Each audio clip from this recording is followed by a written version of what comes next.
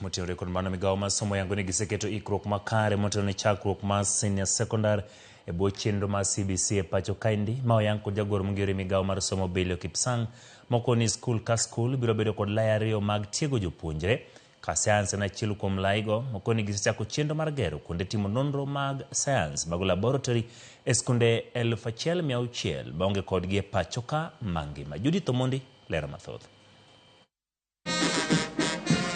E skund primar ma Moi Forces Nairobi, kama ne jagoro ma ongirore Migao mar somo Belio Kipsang ne oyuorie mar yawo klese mag gred mar 9. Ne en mor mar jiwo kit somo mar CBC ahinya to gi dweche matin kende to Kenya idho ngas mar senior secondary. Thuolo ni Belio ne otiyogo e yango chenro magin go ma otelo ne donjo e gred mar 10 kama japuonjre ka japuonjre dhi yiero lai ma okawo mar somo bedni en wer lony e weche tudruok science e kind mamoko. Penj madhi miyo jopuonjre gi thuolo mar timo yiero mag lai gi oseiki. I want to affirm that we put all that we are needed to do in ensuring that we transition smoothly.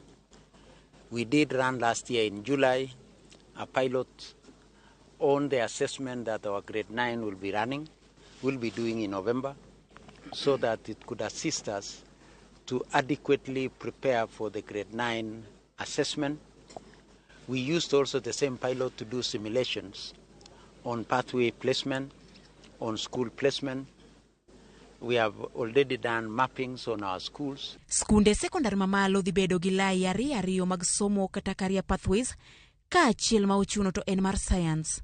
Gichikni Migao ni osechako gedo mar ute timo nonro mag science e skunde 1,600 maonge laboratories mondo mi jopuonjre mag science thuolo maber mar tiegruok. We would want to make sure that all our schools run at least 2 pathways, with science pathway being available to every of our schools. And that's why I mentioned that starting shortly, we are going to build 1,600 laboratories in our schools, mainly our day schools which do not have labs. We are also going to leverage on technology and deploy another 2,000 virtual labs. Kanyaka sani bende oseyiera put maloso chike ma ibiro tigo e yiero lai mag somo kod skunde sekondar mamalo ma jopuonjre gi dhiriworego. As we stand here today, we have a multi-sectoral team finalizing and fine-tuning. We've already gone through the first draft.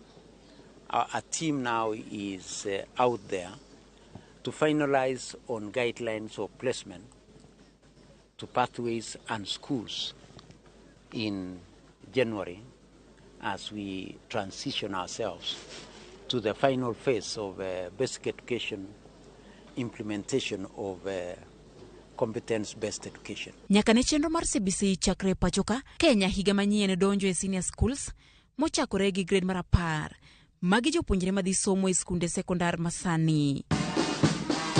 Judith Omondi, Ramogi TV. Erokamano Judith, kapod wantiere weche motenore